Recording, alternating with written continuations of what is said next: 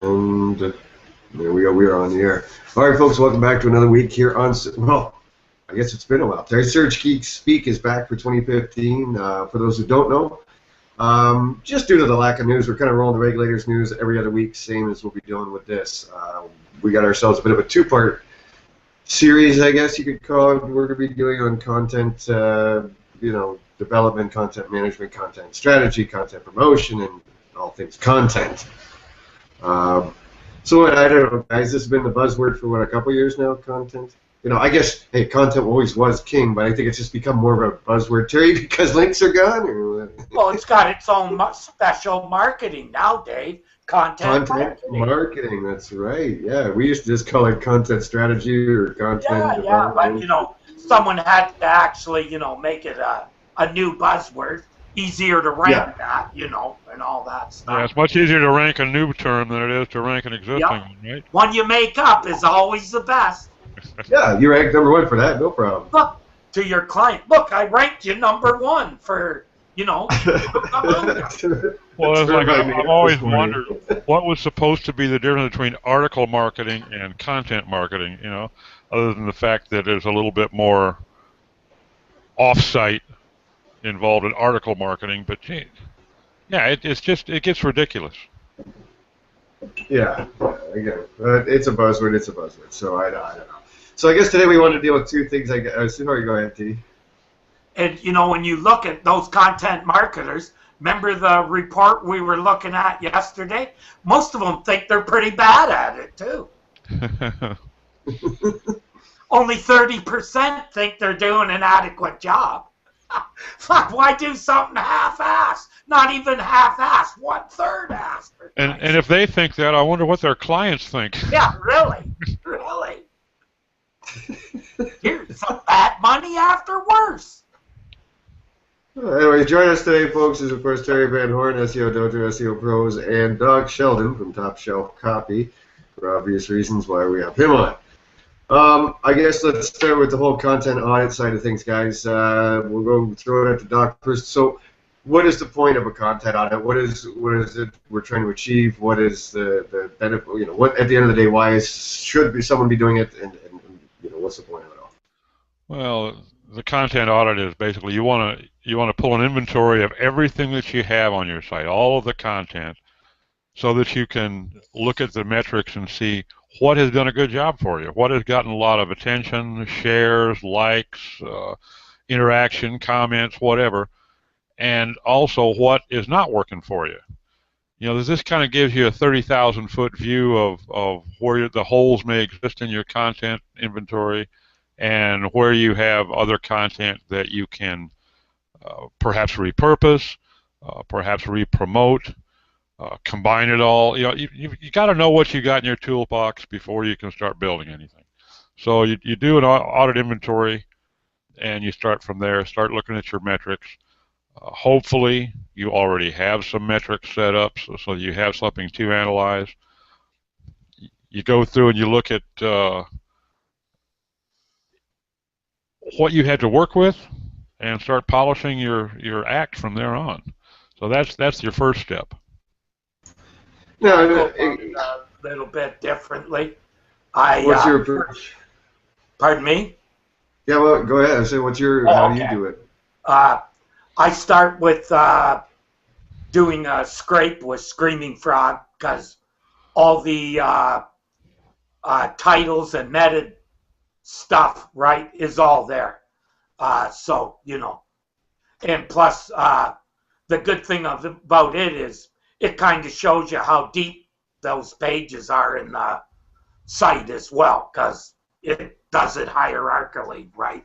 It follows it like a search engine will. So your pages are in those orders too. So it's really good for that. But on top of that, for me, I spend probably more time on competitor sites than I do on the site I'm working on. Because I'm not trying to beat myself as far as ranking goes. I'm trying to beat them. So establishing the competitors is important, because then when you review their site, you can compare what they're doing to what you're doing content-wise, right?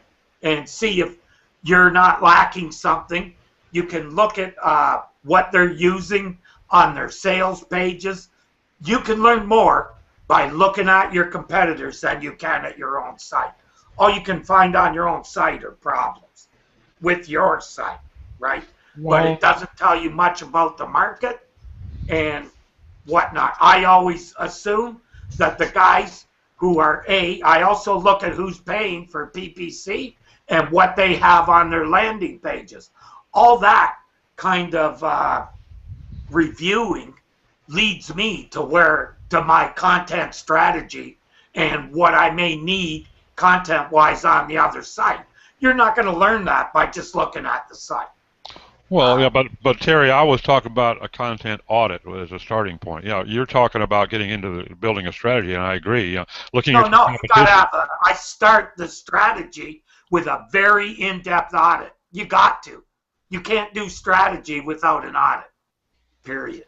Now, this isn't strictly SEO kind of stuff, is it? Like, again, you know, I mean, I'm also looking at social elements, you know, how, you know, well shared things are. I think, Doc, I've, you know, worked with you on stuff in the past, and I know that's one of the things you tend to look at as well. It's not just, you know, it's traffic, it's social, it's, you know, sure, it's keywords as well, but it's more of a holistic view. Like, what messages are you conveying? Are you building brand? Are you building authority? You know, it's not all just about stuff, some keywords, and we have, you know, pages that are tailored towards that.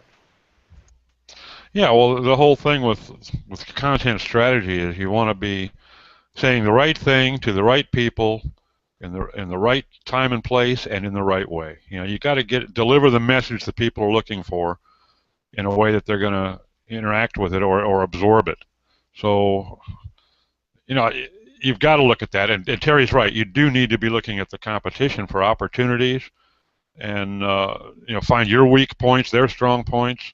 You know, the other day I sat in on a seminar that Ian Lurie from Portent gave, and he used a term, you know, we talked a moment ago before we went on the air about buzzwords, but he used one that really rang true, it really resonated with me, that kind of puts into words what I've been doing for a long time. He calls it DFP, distance from perfection. The fact that your competitor, for instance, if you're looking at page load speed, the fact that your competitor is loading in 8 seconds and you're loading in 3 seconds doesn't mean you're good. You need to get that 3 seconds down to 2. You need to get that 2 seconds down to 1.5. You know, the closer you are to perfection in any aspect, the better you're going to do, whether it be conversions or rankings or interaction, whatever you're looking for. And I found that was a very good way to look at it. So when you start looking at your content and your competitors' content, you're just trying to constantly be improving. You know, if you're doing well with something, try to do better with it still. If you're not doing well with something, then try to improve it.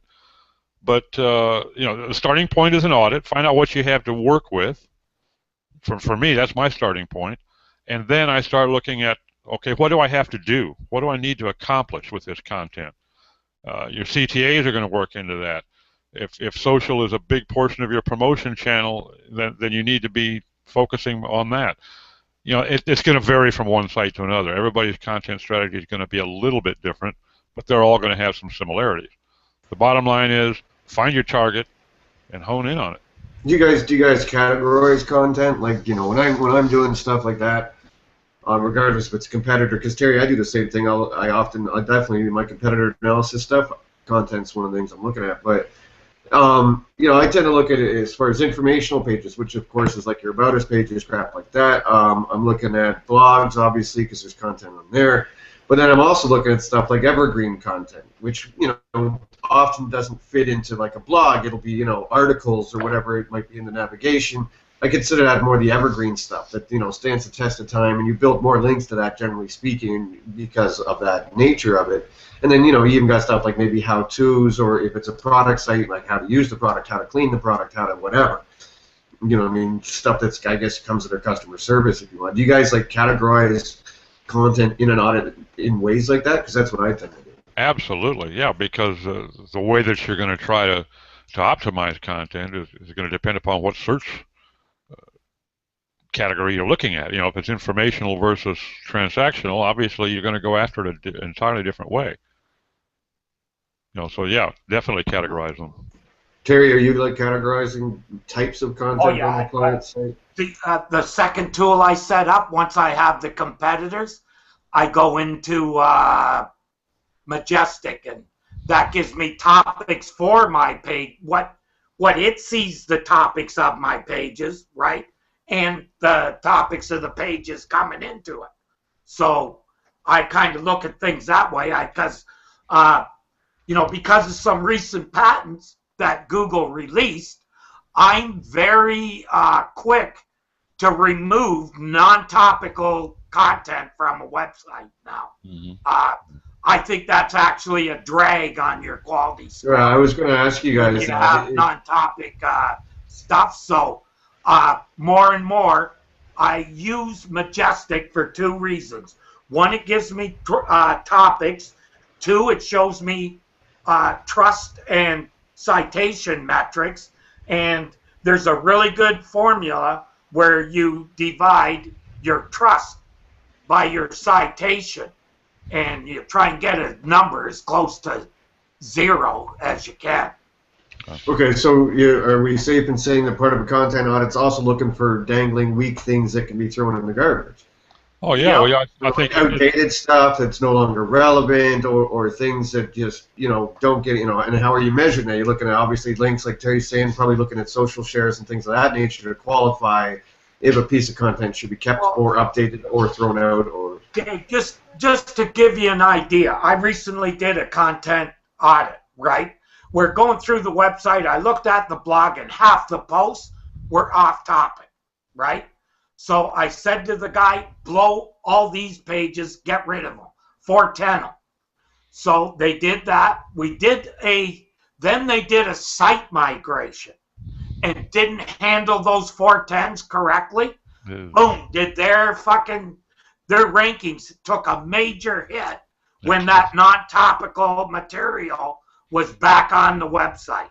I mean major. I mean like from first page to third page. Yeah. Well, so yeah, Doc, what's a good candidate? It could be something that was relative to like an event for a specific date, maybe. So let's say we're looking at links, looking at maybe social shares, looking at actual traffic and analytics, looking at is Google return. Are we getting any Google traffic for this piece of content? What kind of qualifiers are you using as far as deciding what you're keeping and losing? Basically, I'm always trying to look at it through a panda's eyes. I'm trying to determine what's the relevance of the site, and then obviously you're looking at the relevance of the page. You need to look at it from Penguin's side too, because are the links that are coming into that page relevant to the content there? But just like I handle all of my content, whether it be generation or pruning, I'm looking for context. Okay. Which is, relevance obviously is a major portion of context. And how is Google going to see this page? What are they going to think this page is about? And is this page about what this site is presumably about? And if it falls way out there on the edge, it's probably something that you want to consider, like Terry says, throwing a 410 at, because it's not going to do you any good, and it could do you harm. Yeah, and I must stress, don't use.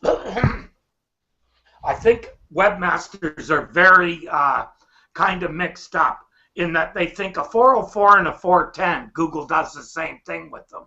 They absolutely do not. A 404 does not get removed from the queue. In other words, they keep trying to index it. I can show you URLs on SEO Pros that have been gone for a decade, and they still try and index them.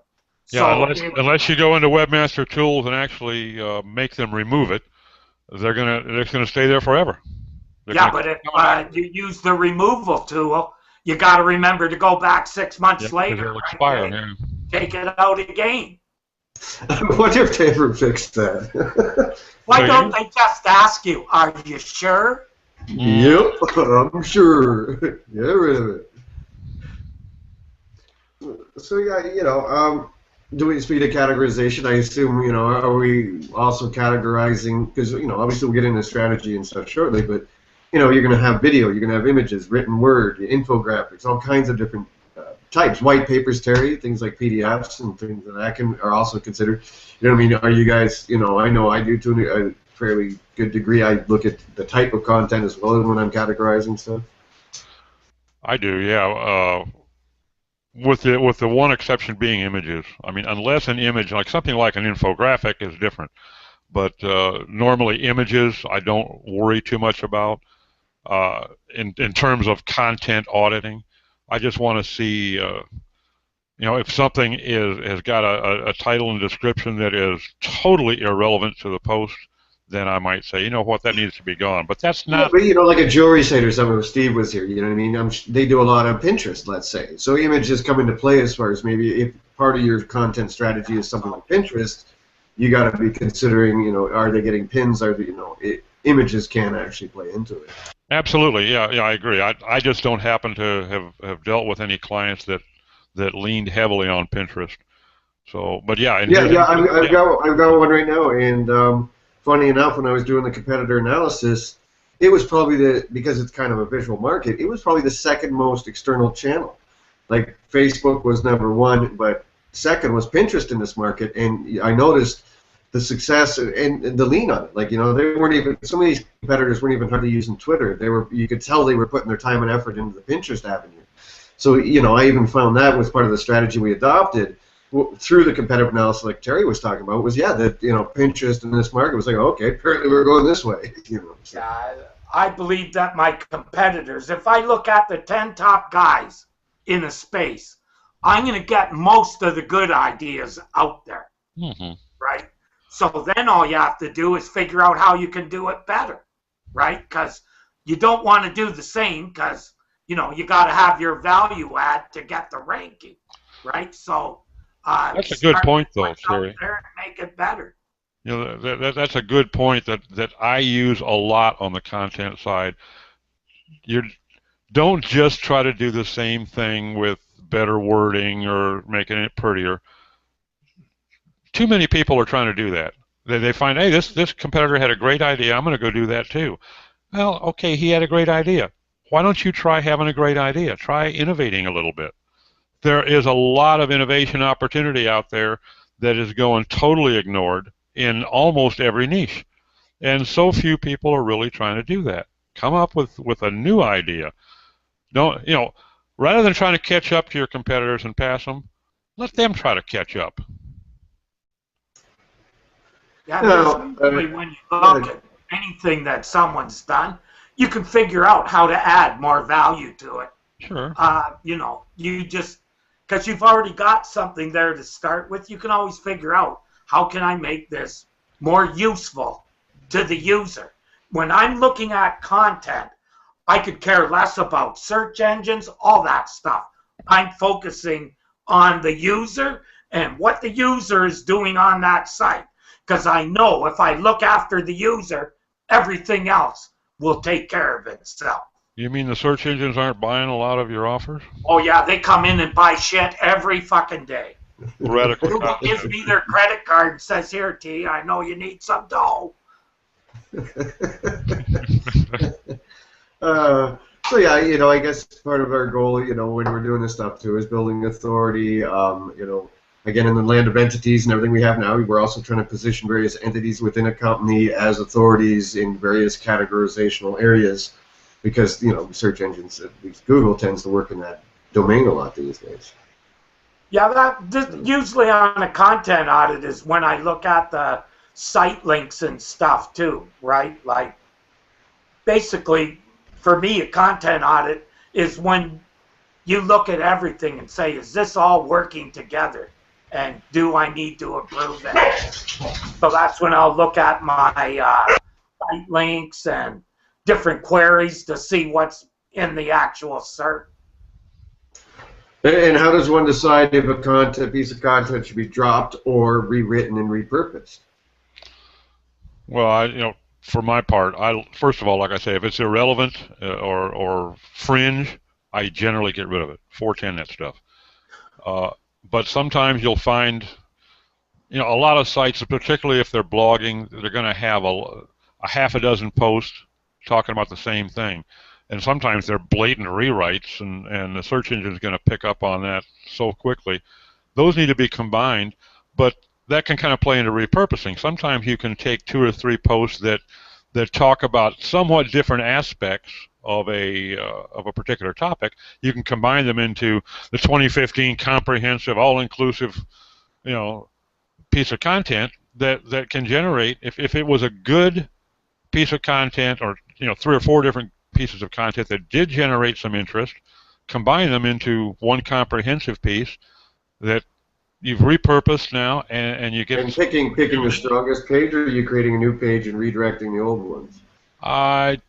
It depends. If I've got links there that are worthwhile, I'll generally redirect. But it depends too on the quantity of it. If this is a site that's got 2 million links, I'm probably not going to do a lot of outreach to get links changed. Sometimes it's better to contact webmasters and get a link change. Hey, I see you liked this article. Would you be interested in changing that link to this new, updated, combined, whatever, the 2015 version? And that can pay off a little bit more. Yeah, I think also, depending in regards to combining, I think when you're looking at older websites, I'm currently redeveloping a older website where they had like 7 pages optimized for 7 modifiers on 1 keyword, right? So they had 7 pages basically for 1 keyword. Well, when I started looking, I asked them and I said, well, did all these pages used to rank? Oh yeah, they used to all rank. Now you find those pages don't rank, and only 3 or 4 out of the 7 or 8 they had are ranking, but they're still covering the same terms. Well, yeah, you've got some internal cannibalization going on there too. I mean, they're competing with each other.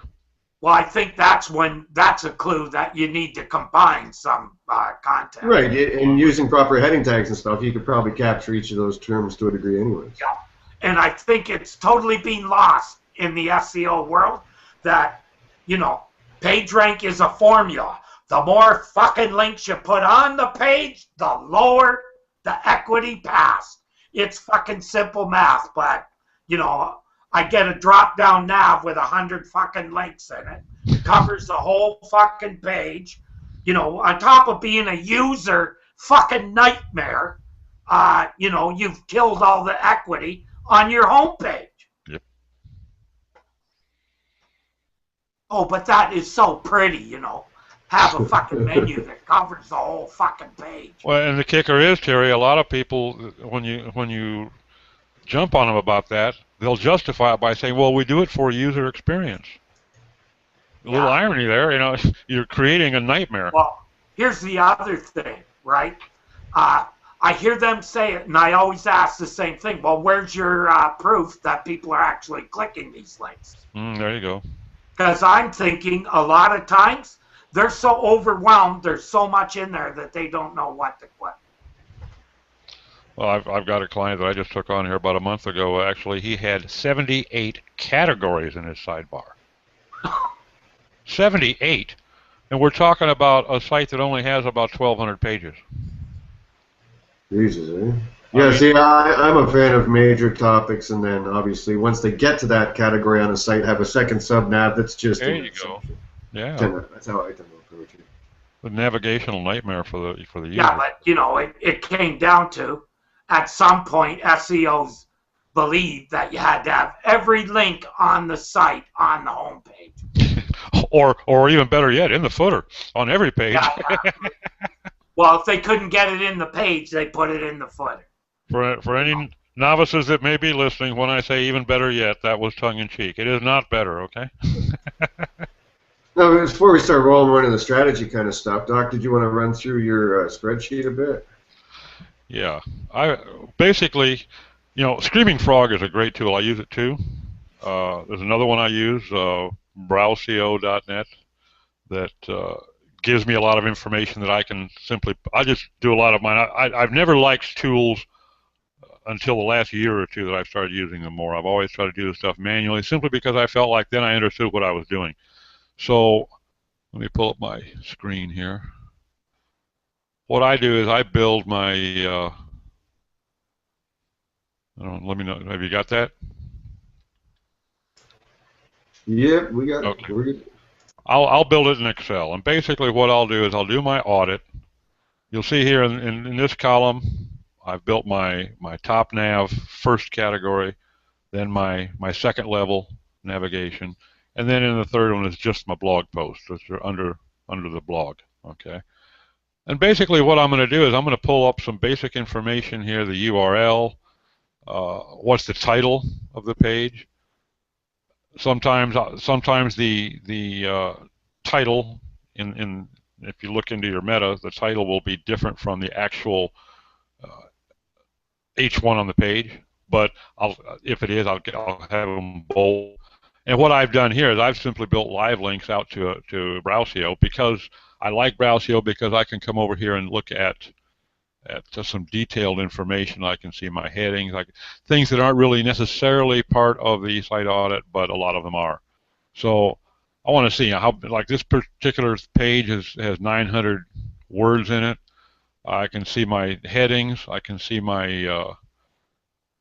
the copy itself is there for quick reference, and it gives me I don't have to build such an extensive spreadsheet.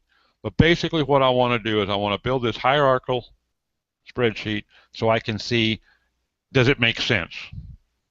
And again, to the users primarily, but also to the search engines, is the hierarchy topically relevant? And once I get this inventory built, now I've got all of my on-site content, then I'll go along and I'll start adding columns to my spreadsheet, which I haven't done yet on this one. I'll go in and I'll start categorizing them. You know, is it transactional or informational? Is it is it in the right place in the navigation? Then I'll start looking at my analytics on these pages and determine what has been working well and what is probably a waste of space. Right, so categorize by types of content, then list, links, list direct traffic, averages per month, list any social metrics you want to put in there, etc. Right. Yeah, Terry, do you think it's a good exercise to do keyword mapping at that point too, to the pages, or?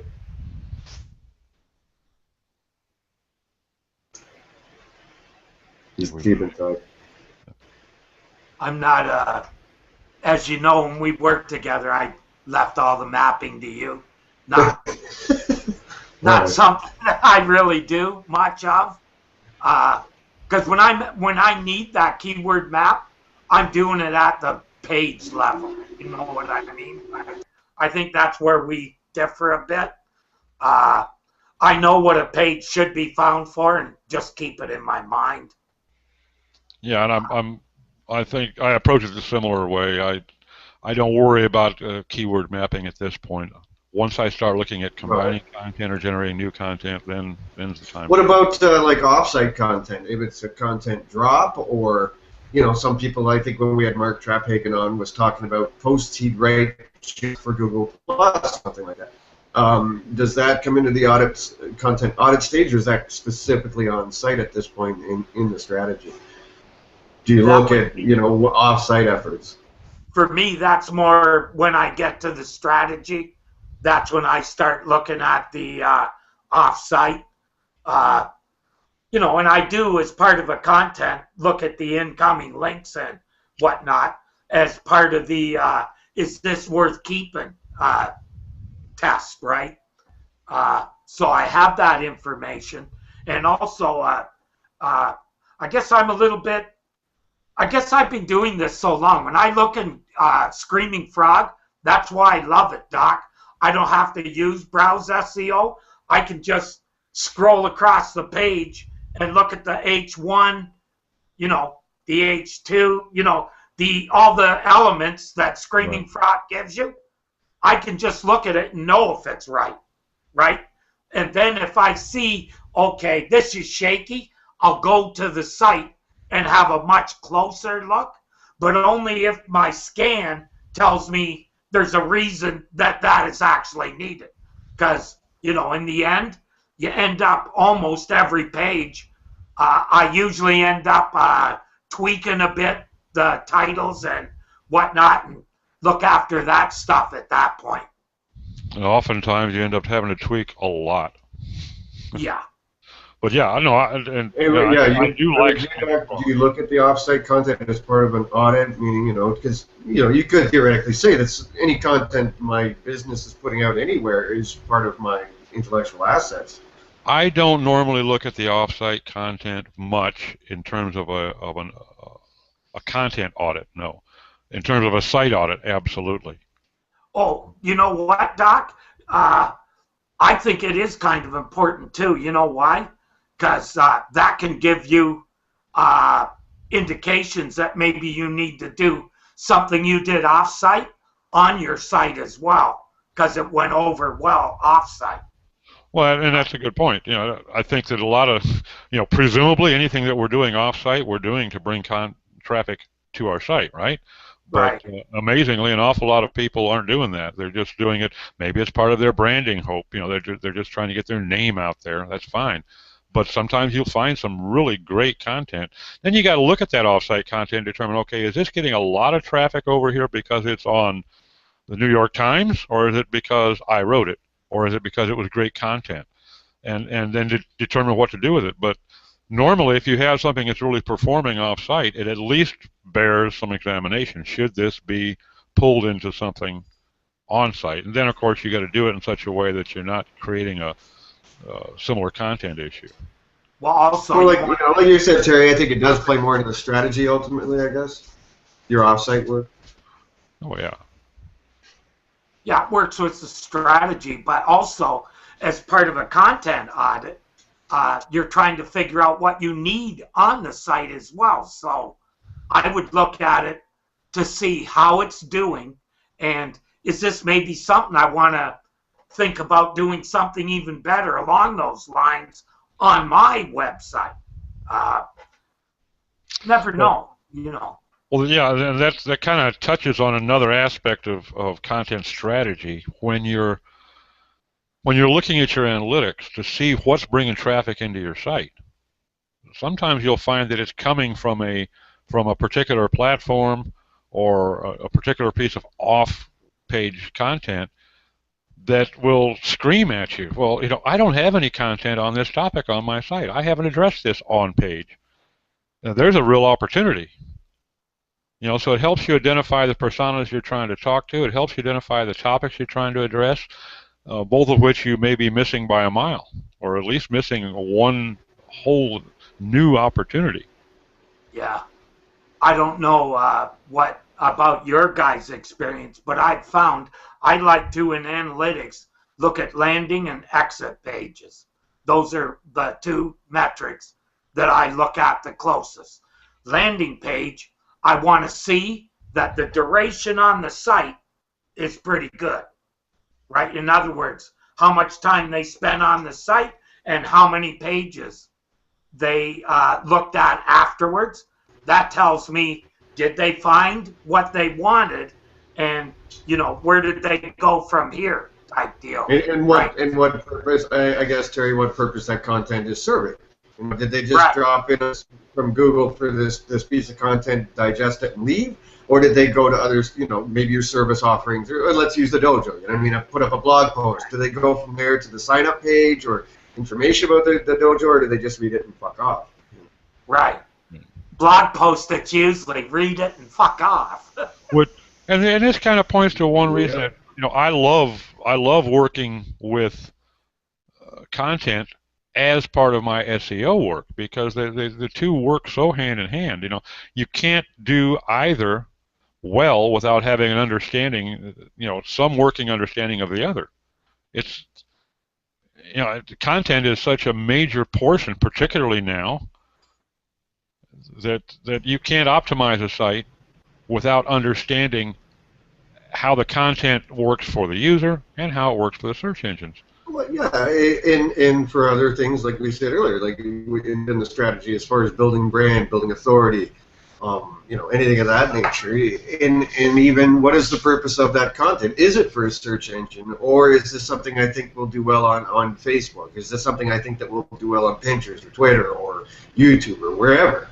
I think we got to have some sort of consideration beyond just Google when we're creating content, because sometimes, it can be a totally useless term to rank for. This is the kind of stuff that does really well on Facebook, which will get us more followers, which helps extend our reach and whatever for things down the road that might be related to Google.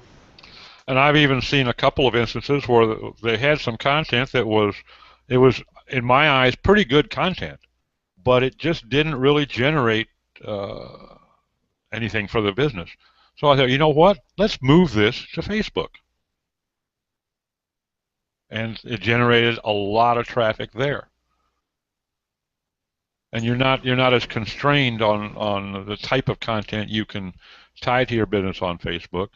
It might be something that your readers have a side interest in, that they'll really eat that stuff up.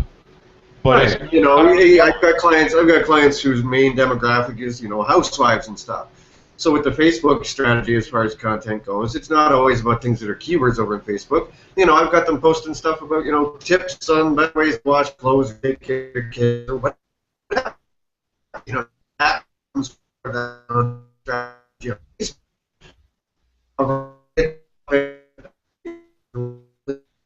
to what we sell.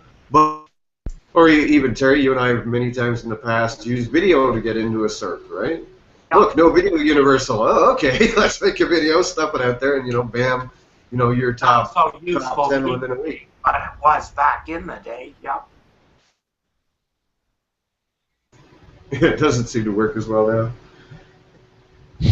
No, not since universal search kind of went on the by and by. Yep. Yeah, that's for sure. All right, so what are our considerations on the strategy end of things, gentlemen? Obviously, let's see, we're worried about our demographic, our market, primary audience, the goal of the content as far as what it's supposed to do, depending on the classifications. What other things? Yeah, I think you also put together for me in the past, Doc, is that editorial calendars. You want to run through that real quick on the purpose of those? Yeah, an editorial calendar is almost a necessity for even a blogger. If you're trying to blog regularly, it's not just to set reminder on your calendar to ping you to write a post every Wednesday, or it's more than that. You're trying to build a calendar that focuses on your strategy. What are going to be the topic areas that you want to hit, and oftentimes those will be sequential. It's a matter of taking that strategy and turning it into tactics, okay? So you set up your calendar, and ideally you're going to want to look on an annual basis. You may break it into quarters. You're definitely going to break it into months. You may even break it down to a weekly if you're generating a lot of content. But it's going to encompass not just blog posts or Facebook posts. It's also going to encompass commenting, okay? You can actually generate a lot of traffic to a site when you start commenting on other posts, other sites that are relevant, and I mean meaningful comments will bring in a lot of traffic. And you have to. It's not just a link dropping exercise. I mean, sometimes it's nothing more than just making the comment, and they look at your profile because they liked what you had to say and they'd like to hear more of it, and they'll track you down. And I've actually gotten clients. Would you use that to measure things post content launch, or is that a separate exercise altogether? Meaning, we had a strategy, but how well did it actually perform, and what happened with it? That's something that there's so few of my clients have ever followed anything like a content strategy that I don't have any that have metrics yet to look at beyond a couple of quarters back. Yeah. So. It's definitely desirable, but until you've got some history and some analytics to look at, it would be nice, but it just isn't there. It's pretty sparse typically. I think even time of day has to be a consideration, or time of week. Terry, we used to find the sweet spot with our stuff. It was Monday mornings, 9 a.m. Eastern or so, 9, 10 a.m. Eastern. And again, you got to know your crowd. Are they in this West Coast, East Coast? Where in timing, which days of the week and times of the day does content seem to perform better? And that's something we used to track all the time, Terry, and it became the basis for when we'd release stuff. Yeah, and your content calendar needs to include your promotional efforts, because you're going to schedule what time of day, like you say, what platform am I going to hit this on social, and what time is the best time. And oftentimes it won't be just one time. You may be looking for a couple of crowds. For instance, I deal with a lot of European and North American, so I got two time zones, major differences in time zone there. So typically I'm going to be hitting things at least twice. Yeah, that was a problem for the dojo, because sure. If you post in the afternoon, you miss the UK at night. If you post in the morning, you might get them at the end of their day. But you're going to miss the West Coast people if you're going on Eastern time. Right. So yeah, especially being on the East or West Coast, you pretty much got to also think about them as well. And that's why I found myself, when we were really into scheduling our broadcasts and our stuff, I was posting different times for different places. Like I would post, which is a great thing for Twitter, because you can kind of do that, because the fire hose goes rolling by. But Facebook, you can't really post the same thing a couple of times. Yeah, but with Facebook, Facebook is a lot tougher. Google Plus as well. They don't even have a scheduler that I know of.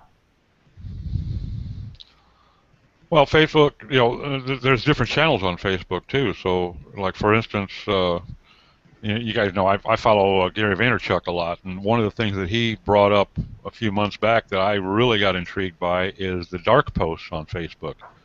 So that's an ideal avenue when you're concerned about different time zones. If you're trying to hit people in the UK and the US, then dark post is a great way to do it without spamming the hell out of all your.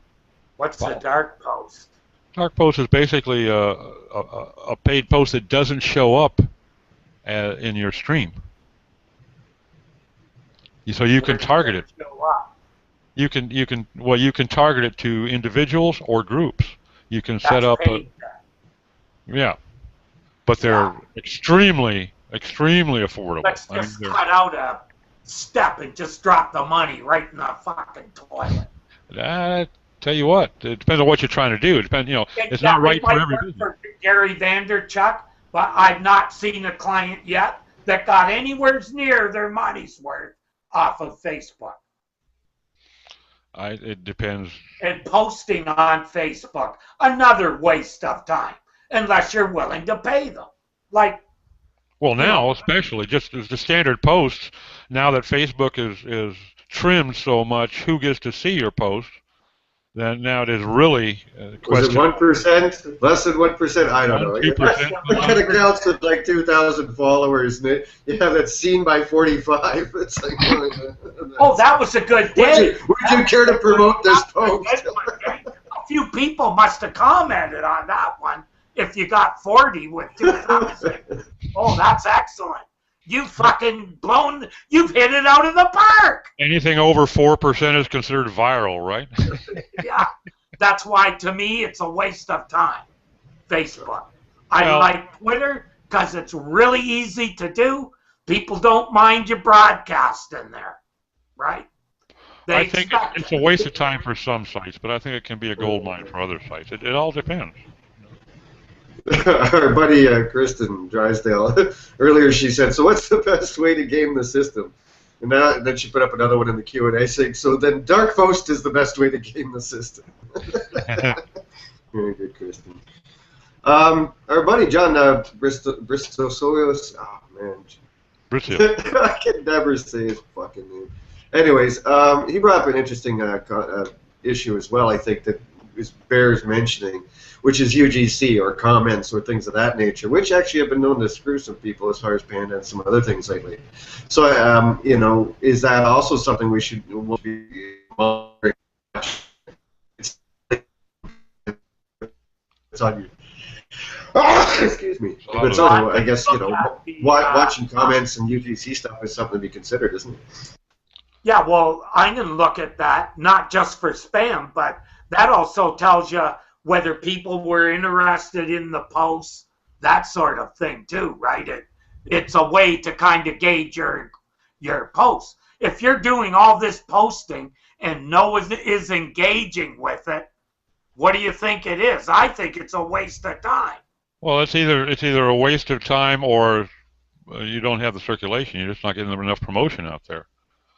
It could be crap content. Yeah. It could be crap comments. Comments could be Twitter comments as well as on-site or. Yeah, that's what I mean. Like in general, that's how I look at comments and tweets and all that stuff. I don't look at it as pushing rank. I'm looking at it to see how people accepted the content, right?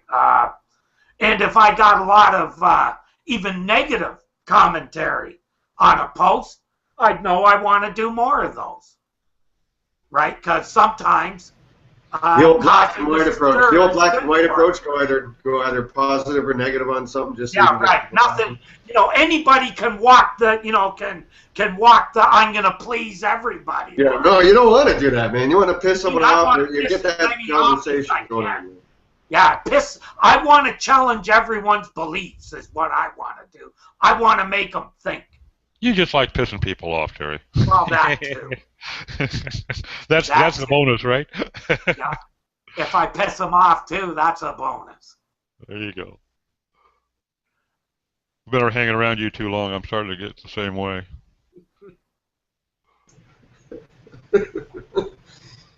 All right. So what other considerations we got in the strategy? I'm a lot with Terry as far as when I'm first coming in the door with a new client or something. I do tend to do a lot of it in the competitive analysis phase. Again, like I said, the recent one, I'm new to this market. I don't know it.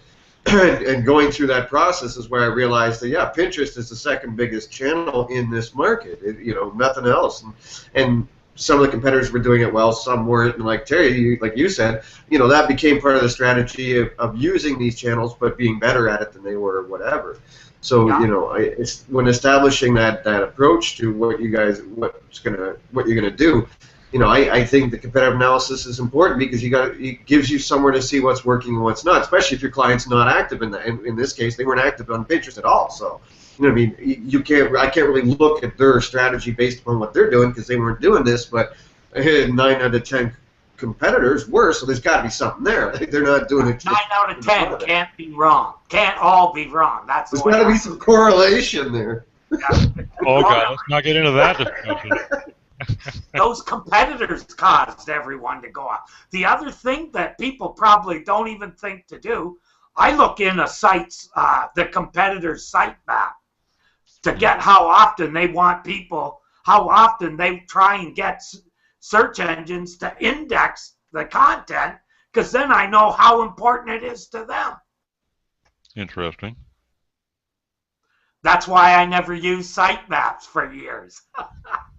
Yeah, I look at their sitemaps. I look at their sitemaps, but just for the nuts and bolts of it, I hadn't thought about looking at their periodicity. But it depends too, of course, how sophisticated those competitors are. Because, good Lord, some of the inane things that people do with their sitemaps. If that's what defines their strategy, then they're not a threat. Well, the other thing is most programs automatically make it every day. Right. So I guess that, isn't another consideration along the lines here, I guess it's not really strategy, it's sort of back to the audit element, but is the forensic element. Again, is there a risk of Panda? Is there, is there probably, searching for duplicate content? Is it being scraped a lot, or, has my client gone out and scraped other people's work? Looking for these kind of issues, I'm assuming also plays into it. Absolutely. Yeah, well, Panda always has to be in the back of your mind when you're looking at a site's content. Whether you're doing an audit or just trying to help them come up with a strategy. Because so many site owners think that, well, I did really well with this post I did last April. I'll just rewrite that and do it again, and they'll do it 5 or 6 times.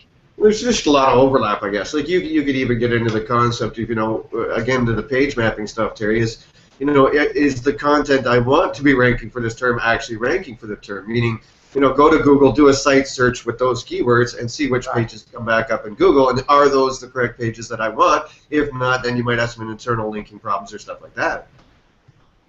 Yeah, like I said, I'll do that more when I look at a ranking or something and see, oh, I'm ranking for the keyword, but I got a better page than that. What do I need to do? But to actually map things and here's the other thing. Also, I'll also look at a content audit from the perspective of why they hired me to do it, right? If I'm doing it because they just give me a new SEO client, I'm going to do the content audit differently than if I know they have a Panda issue. Oh, sure. I'm going to look at different metrics again, and I'm hardly even going to look at the competitors, right? What was the goal, the client's goal in the first place of going through it? Right. In most cases with content audits, I don't know what you, Doc, it's mostly because I suggested they do it. Too many people go, Dave, how much for a content audit? I've had only one client ever came to me that said that, I'm happy with this, I've done this, I've redesigned, I've got my page load down, I've got, my ranking pretty good on these terms, but I want to try to take it to the next level. Maybe a content audit. And it about blew me out of my chair because it was the first time I'd ever had anybody ask me for one. Normally, like you, I have to suggest it. Yeah, that's almost 100% for me. I don't think I've ever had someone ask me for one. So. And I probably never will again. You're a day late if you've already redesigned your site, and now you're coming to me to do a content audit. That's true, but it turned out also. Turned out he needed a lot of content work, so it generated some work on the other division. But it was a surprise, and one that'll probably never be repeated. But almost any site, going back to what Ian said with his distance from perfection, any site can benefit from a content audit and polishing their content strategy. Yeah, and otherwise, you're perfect already. Well, I've never seen that one. Yeah. Ever since I can't even tell you the number of historic type patents from Google I've seen that they even talk about checking content to see if it's been updated. You know what I mean? Again, like I don't think sit there completely all the time saying new content is something. Yeah, I think you occasionally still want to look at, like you were talking about those pages that started slipping, Terry. You know what I mean? In some instances, you want to look at that and say, well, hey, let's go slap another paragraph in there with some more recent stuff and see if we can get that moving back up again. Because more than a few patents I've read again that talk about these kind of things, going back to content and seeing if it's changed. Is it static or is it evolving?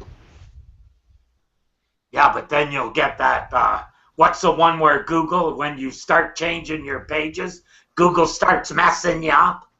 What do they call that? Shit. We always used to laugh at it, Dave, when they say Google changes the ranking because you added to your page. Transition rank, wasn't it? Yeah, transition rank. That's another. Yes, I remember that. I thought that went away. How do you think of this stuff? I thought that died with LDA. Yeah, well, we can only hope. Haven't heard that one for a while. Yeah, there's probably a reason for that. I remember I was talking to Dr. Pete a while ago. Whatever happened to that tool? I don't know. He's like, next discussion. Change the subject. Ooh, squirrel. Anyways, all right. Well, all right. Everybody got anything else to throw in there? We've eaten up an hour. That was a quick one, actually, boys. Yeah, really. I was surprised when I looked up and it was. I know. Well, I guess we're used to these 2-hour Fridays. It tends to go quickly. So I think we are ending in a pretty good place, actually, as far as it is something that's probably an afterthought for a lot of people that, in this day and age, it's something probably it shouldn't be. And again, if you're not laying it out with editorial calendars and things of that nature, you've got no measurement. I think even Doc, you mentioned that too, that even after content goes out, are people really measuring the efficacy and saying, okay, next time we could do this better this way and that way. So. Well, that's the thing with the content calendar. It's when you're looking at your metrics, you can go back and adjust that calendar, so you're always improving slightly. No job is in this industry. No job is ever done. It's just started. All right, well, let's see. 2 weeks from now, we'll be back revisiting this, and next time we're going to be, I guess, promotional elements, Terry, is what we're going to be looking at with Christy and Deborah. Strategy, promotion. On and off site. Deborah Mustaller will be in to show us, lead the way. Well, Deborah, Christy Hines will be also joining us. Doc will be here, of course, and I think Julie Joyce might be coming. I'm not sure. Oh, great. But yeah, with that stuff, we'll be looking at various, sharing, optimizing content for sharing, and various promotional efforts, and I think even some measuring as far as sales and if it's accomplishing its goal. So that'll be February 4th, folks. Same time, 1 p.m. on Wednesday. In 2 weeks' time. Next week at this time, we'll be back with the regulators. For all of our fans out there, I say that, Terry, because there are some guys on Twitter. One guy's like, "Oh, you got to listen to SEO Dojo's regulators." Yeah, I saw that. Did you? He's like, Terry, Steve, Justin. I was like, well, he's a real fan. Justin hasn't been on the show in 6 months, man. Like, I love the guy for promoting us and all, but apparently he's not an avid listener. Really? Well, of course, Justin was on a couple of weeks ago. Yeah, maybe he just sort of rolled by then. Yeah. The first time he hadn't been on for a while. So there you go. Anyways, folks, thanks for tuning in as always, and we'll see you next Wednesday. Doc, Terry, thank you very much for hanging out. Hey, enjoyed it. Yeah, go make lots of money with that content, Be a content marketer. Remember, content is inbound content marketing. Yes, inbound content marketer.